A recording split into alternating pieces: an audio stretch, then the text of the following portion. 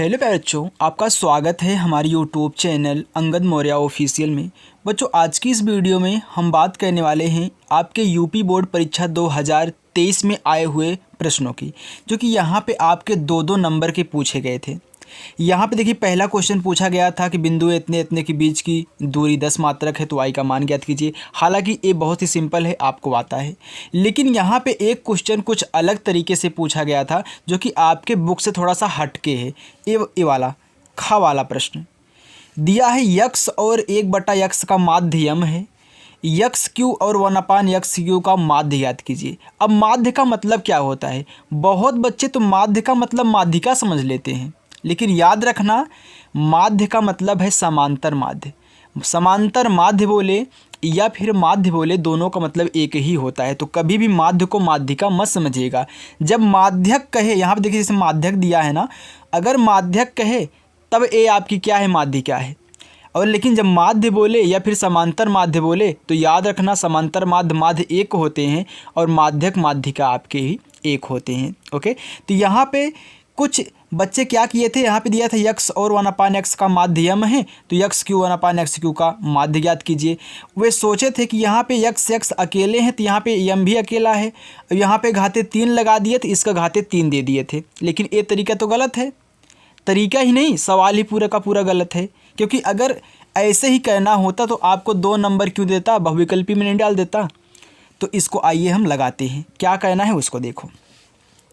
यहाँ पे जो यक्स और 1/x दिया है ना, ये आपकी 2 संख्याएं हैं। क्या है? 2 संख्याएं हैं। और हम समांतर माध्य का एक फार्मूला जानते हैं। कौन सा? समांतर माध्य बराबर पदों का योग बटे पदों की संख्या, या फिर संख्याओं का योग बटे संख्याओं की संख्या।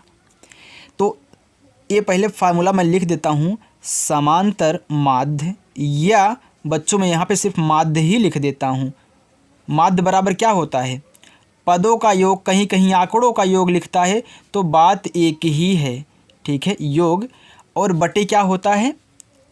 पदों की संख्या।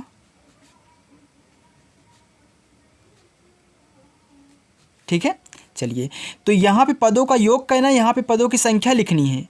और ध्यान देना, ये आपके 2 अंक हैं, यक्स और 1/x, और इसका माध्य यानी कि समांतर माध्य कितना दिया है? यम दिया है।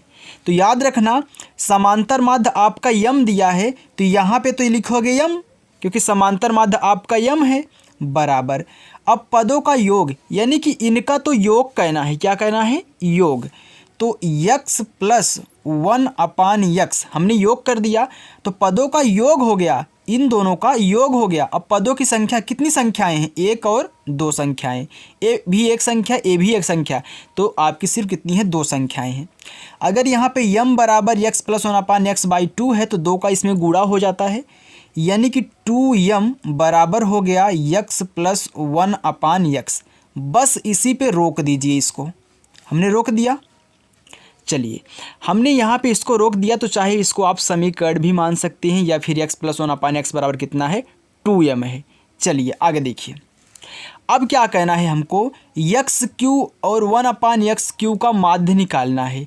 यानी कि बच्चों ऐसे, x Q plus 1/x Q, अब इनका योग हमने कर दिया, क्योंकि यहाँ भी तो 2 ही संख्याएं दी है ना, लेकिन क्यूब लगा के दिया है, तो इन दोनों का हमने योग कर दिया। तो कितनी संख्याएं हैं आपकी? 2 संख्याएं हैं, एक संख्या ए, एक संख्या ए, जैसे यहाँ पे ये दोनों संख्याएं थी, कर दिया। अब हमको x Q plus 1/x Q का मान क्या है, हमको पता कहना पड़ेगा ना, क्योंकि जब तक हम इनका मान नहीं पाएंगे, तब तक हम 2 से भाग करके उनका आंसर निकाल ही नहीं सकते हैं। तो आपको पहले इनका मान पता करना होगा। अच्छा ये बताओ, ये आपको कहाँ देखने को मिलते हैं? अगर यक्स क्यू लगा है, तो यक्स क्यू किस फार्मूले में आपको देखने को मिलता है?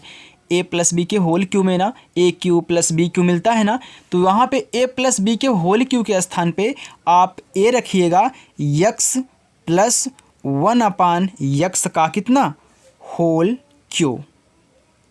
ऐसे रखोगे ना, ऐसे ही रखोगे ना। चलिए, अब इसका क्या करिए? होल क्यू करिए। तो यक्स का क्यू, तो यक्स क्यू, 1/x का क्यू, तो 1 का क्यू तो 1 ही, और यहाँ पे यक्स क्यू हो गया। फिर होता है 3ab, 3 ए आपका बी है और होता है एक कोष्टक में यही वाला ए प्लस बी। हमने कर दिया। चलिए अब हमको इसका मान चाहिए। अगर इसका मान मालूम हो जाए तो यहाँ पे रख के 2 से भाग कर देंगे तो इसका समांतर माध्य आ जाएगा। तो यहाँ पे ए तो कैंसिल हो गए और यक्स प्लस 1/x बराबर कितना है 2m है। तो यहाँ पे 2m लिख दो और इसका होल क्यूब कर दो। हमने कर दिया। अब यहाँ देखिए पहले मैं एक स्टेप लिख लेता हूँ x³ प्लस 3 और इसका भी क्या है 2m है ना। अरे बच्चों इसका मान 2m है ना, तो यहाँ पूरा का पूरा गुणा लगा था, ये पूरा गुणा लगा था ना, तो गुणे 2m इसके स्थान पे लिख दो क्योंकि ये सब कट चुके हैं। अब देखो 2 का क्यूब कितना होता है 2 दूनी 4 दूनी 8 हो गया और m³ बराबर x³ प्लस 1/x³ प्लस कितना 3 दूनी 6m। अब 6m को इधर लाओ आपका मान निकल गया, यानी कि 8m³ इधर आएगा तो -6m बराबर कितना आ गया x³ प्लस 1/x³। यानी कि हमको x³ प्लस 1/x³ का मान कितना आ गया 8m³ माइनस 6m। तो आप यहीं इसके स्थान पे इसको लिख दो। तो यहाँ पे मैंने लिखा था ना, तो आप यहाँ पे लिख दीजिए इनके स्थान पे 8m³ माइनस 6m/2। हमने इसका मान निकाल लिया तो इसका मान रख दिया, आप 2 से भाग कर देंगे।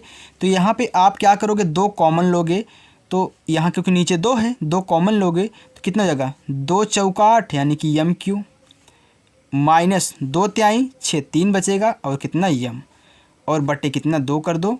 आपका आंसर आ चुका है कितना 4m³ माइनस 3m। चाहे तो आप यहाँ पे m कॉमन ले सकते हो या फिर मत लो, आपका आंसर आ चुका है। तो ए आपका आंसर है। डायरेक्ट आप m³ मत करिएगा, नहीं तो गलती हो सकती है और 2 नंबर आपका कट सकता है। तो बच्चों अगर ये तरीका आपको जान करके अच्छा लगा हो तो वीडियो को लाइक कर देना और इसको ज़रूर देख लेना यार, क्योंकि यहाँ पे डाटा आपको अलग अलग देंगे लेकिन तरीका आपका यही रहेगा। अगर नहीं सीखे रहोगे तो बच जाओगे। अगर 2 नंबर आपको और पाना है तो इसको अच्छे से नोट कर लेना। Thank you.